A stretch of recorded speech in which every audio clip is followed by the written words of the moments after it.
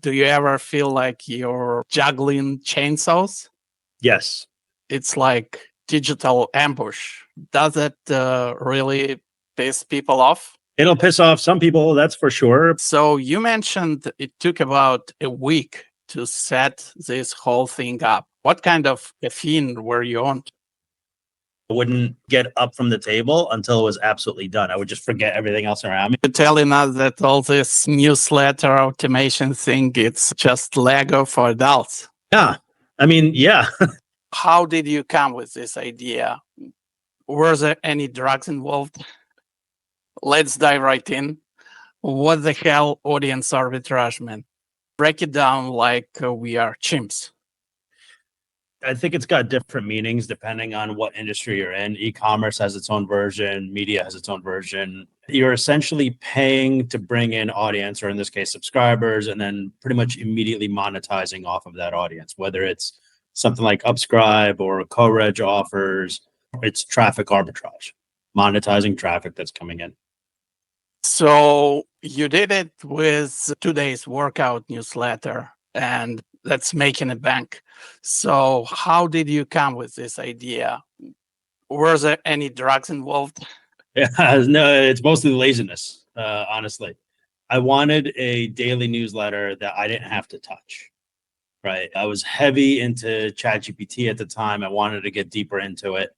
I was heavy into newsletters as well, so this kind of seemed like a pretty obvious marriage. So I came up with the idea of fully automating, and I go to the gym all the time, so I could kind of like proof the workouts. So I came up with the idea of developing a daily workout using prompts from ChatGPT and challenge myself to essentially automate the entire process. So you're telling us that newsletter operators lazy people, or it's just your thing? It might just be my thing. I call myself efficiently lazy. And not all my newsletters are fully automated like this, but I loved the idea and just glad I was able to execute. Okay. Talk to me more about automation, flow your setup. It's like some crazy AI agents writing workouts. Is this the future of content creation? Definitely not the future of content creation. I honestly think that fully automating content like this only really has a home in specific scenarios. I think people that are looking for content, that are looking for entertainment, that's not going to come from, at least not yet. At some point, I'm sure, but not yet. I don't think that's going to be fully automated. ChatGPT, from what I've seen anyway, and I'm not an expert at this, but from what I've seen anyway, has a really hard time with essentially sounding human and replicating tone of voice and carrying through tone of voice. But in implementations like workouts, meal plans, recipes, more technical style writing where tone of voice really doesn't matter and information can be broken down into bullet points and sections, I think ChatGPT can fully automate those pieces of content. So if you've got a media site that's about cookbooks or about cooking or kitchen techniques, that kind of thing, I think that ChatGPT can automate a subset of content. So you're telling us it's not one size fits all. It's like depend on your niche and the topic. Yeah, I think that automating content with ChatGPT can have a home for any media site, any newsletter, but usually you're not automating the whole thing. Maybe you're automating a section of it. All right. So you're using ChatGPT to write your newsletter. And have you ever had it spit out some wild, out of the wall workout that make you go, what WTF? Yes. Yep. This was super frustrating. That's why it took the bulk of this whole project was fixing ChatGPT and trying to get it to output workouts that A, make sense, and B, this is the hardest piece to master with ChatGPT. They have to be consistent day over day with the same formatting. The formatting that I needed it to output, was I defined a very, very specific format with bullet points that needed to be in certain locations, links that have to be in certain locations, like my affiliate links, and it had to be formatted for the website, right? I didn't send out the workouts directly in an email. The email that was sent out included a link to the workout on the website. So that way I could include Amazon affiliate links and launch the website for SEO purposes as well. But the initial week or so in trying to get ChatGPT, and I did it through API, through OpenAI, trying to get it to output consistent workouts and workouts that made sense was very, very frustrating. A bunch of times I had to go back to the drawing board. I had to redefine the initial instructions, and then through the OpenAI assistant, I had to help it perfect the final delivery. But once you do that, I haven't found too much inconsistency after the fact. All right. So you tell him that newsletter and website SEO heavily tied together to make it possible for you. I haven't proven it yet, but the website does allow me to use Amazon affiliate links. The website does allow, like the website in general, over time, I think is going to increase the value of the newsletter, especially since all of the content will exist on the website. And again, I haven't just used ChatGPT to generate these daily workouts. I've also used ChatGPT to generate, workout guides, with like resistance bands and dumbbell guides, all that kind of thing. Hopefully, to help with SEO. Okay, let's talk about those pop-ups. It's like digital ambush. Does it really piss people off? Maybe, it'll piss off some people, that's for sure. But, just like pop-ups do on e-commerce websites. But, at the end of the day, the performance is there. And today's workout, and this is like super important to remember, and I have to keep reminding myself of this. Today's workout isn't being built to be this brand where brand affinity matters and the way that people view today's workout matters. It's just not. It's purely transactional. And honestly, like today's workout, at least in its current iteration, can't exist without those pop-ups. Especially like, I've done a lot of research around recipes. I've done a lot of research around, even general media. It's very difficult to actually get to the content. It's maddening, but people are used to it, right? People are used to going through all of the ads and interstitial pages and videos, autoplay videos. By comparison, what I'm doing with today's workout pales in comparison. It's a lot easier to use than that. Yeah, even YouTube, you can experience 3-5 second ad, sometimes even without ability to stop it and to get to your content. Yep. All right. So I read in this article that you're netting about $1,200 a month with this newsletter. That's cool and all, but how do you scale this shit, and what's the end game? Scaling it is interesting. There's no lateral scale. Just because you increase spending by $100 a day doesn't mean, let's back up. Just because you increase spending by 100% a day doesn't mean that your revenue also increases by 100%. Scaling this kind of thing really requires you to treat it like as an actual business and think about, what else can I do, whether it's audience arbitrage or affiliate deals or new programs that you're launching.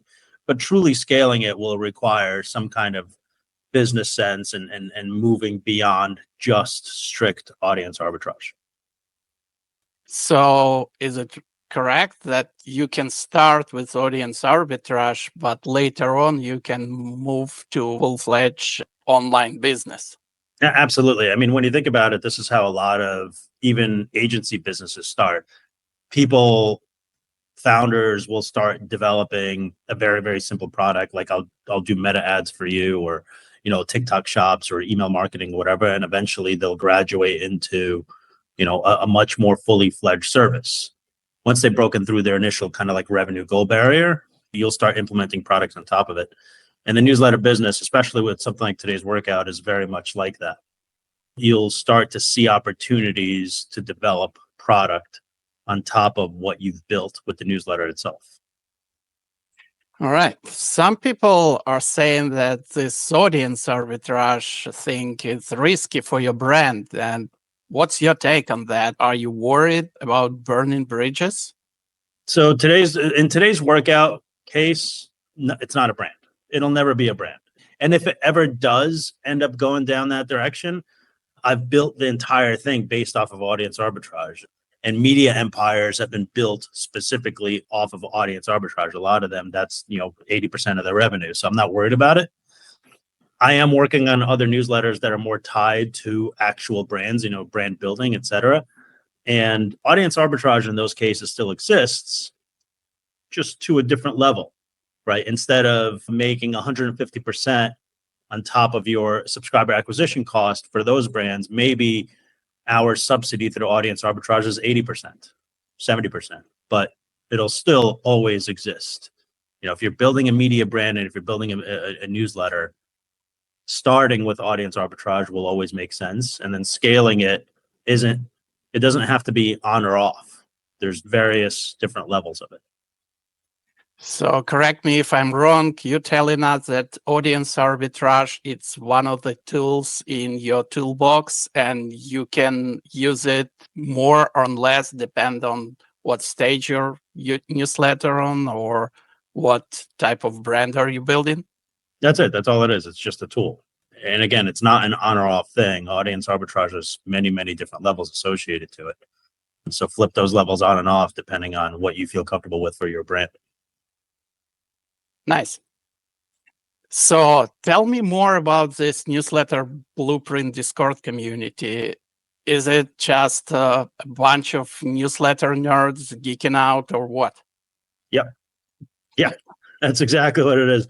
There's people in a newsletter blueprint Discord that run many different newsletters. They've got newsletter empires. Then there's other people that are in there that are just starting out and just don't know where to start. They know that they have a topic, maybe they're Michelin star chef and want to get more of their word out or want to help other restaurant owners launch a business. Maybe they're an AI newsletter or a crypto newsletter or a newsletter in a specific geographical market, whatever it is, but the people in there, we have just as many people in there asking the questions as the people that are answering them. And the people that are answering them have been in the game for a long, long time. So, they've done the premium memberships, they've done audience arbitrage, they've done ad sales. And so, it's a helpful community. We like it there. That's cool. We definitely will include link to your Discord community in description. All right. So you mentioned it took about a week to set this whole thing up. That's insane. What kind of caffeine were you on? Honestly, if you've ever built like Legos as a kid and you have like a giant, like 4,000 piece Lego set, I would miss meals, right? I would start in the morning and I wouldn't get up from the table until it was absolutely done. I would just forget everything else around me. And that's kind of what happened here. You start in the morning and you start going through the prompts, and early on, the wins and the unlocks happen pretty quickly. You've got your, the ChatGPT prompt initially maybe takes 3 or 4 hours to perfect. Then you're going into make.com and you're kind of automating, the creation of that ChatGPT prompt. So maybe that's done. Now you make the connection between make.com and MailerLite, and then you go in and you start like setting up the website, and that happens pretty quickly. And so there's so many things and so many little wins that just keeps you going. And so I just didn't stop. I think I started the whole project on like a Saturday morning, and Saturday and Sunday it went by like this. Nothing else existed, and then Monday, Tuesday, Wednesday, you kind of start to perfect it a little bit. By Thursday, you're starting to drive traffic to it. Then you're figuring out a bunch of holes exist, so Thursday, Friday, you're kind of, and I never stopped traffic. I just kind of said, okay, this has got to be fixed ASAP. So Thursday, Friday, you start to plug all those holes, and by the following weekend, you kind of have the base of the thing running. But it was just, yeah, I'm sure there was caffeine, but all of the little wins and the unlocks just keep you going. So eventually you're telling us that all this newsletter automation thing, it's just Lego for adults. Yeah. I mean, yeah. I didn't think of it that way when I was doing it, but for me, for my mind, it just kind of made sense. There's so many moving parts, and the pieces go together, in very, very specific ways. So it's like a jigsaw puzzle too. All right. So you're using all these different platforms like Meta and Sparkloop, Make.com. How the hell you keep track of all this? Do you ever feel like you're juggling chainsaws? Yes. I've had numerous documents that I've kind of put together to define the process for myself in my head. And the process changes every now and then depending on the products that I'm releasing. But tracking performance, especially tracking performance between revenue from something like Sparkloop and Facebook, was challenging. Initially, I'd created a Google Sheet for it, and now I'm working on full dashboard, like a built-out dashboard that can track and associate Meta ad spend to Sparkloop revenue, to Amazon revenue, ClickBank revenue, affiliate program revenue, etc. Did you ever think to build something like a product to sell from your system? Yes, my challenge, and I'm sure just like it is for a lot of other people, is that I have the vision for the system. I'm not a developer, right? And so that whole world to me is super opaque. It's been difficult for me to understand what's possible. So we can encourage people to join your Discord community and shoot you a message if they know how to make it happen. Yeah, for sure. And honestly, I'm sure it's a lot easier than what I think. Okay, and the last question, Arthur. If someone wanted to get into this newsletter game, what the one piece of advice you'd give them besides don't do it, of course? Find a niche that you yourself are interested in. Because if you're going to be writing the content manually, writing it day in, day out, or once a week or whatever, however many times a month you write it, will get very boring and tedious, and you'll just lose interest. Find a niche that you yourself are interested in that you could see yourself writing about. Everything else will kind of come naturally. After that, find, whether it's on Twitter, whether it's in my Discord group, find a group that has already done this before. Find a good resource in terms of like learning material. There's a lot there to unpack. You can onboard with Beehive, you can onboard with Sparkloop, you can start meta ads, but each one of these things, your knowledge in the very beginning is literally the tiny tip of the iceberg. There's a lot to learn for each one of these platforms, especially things like meta ads, especially things like Sparkloop. There's a lot of automation on both of these things that once you truly learn how to manage these things and optimize them, that's when you'll start to see success in your newsletter. Yeah, and we will definitely include links under this video to check out all these systems, Make.com, Sparkloop, Meta Ads, and more information about this. All right. Do you have anything else to add to our conversation today? Nope. All right. Good.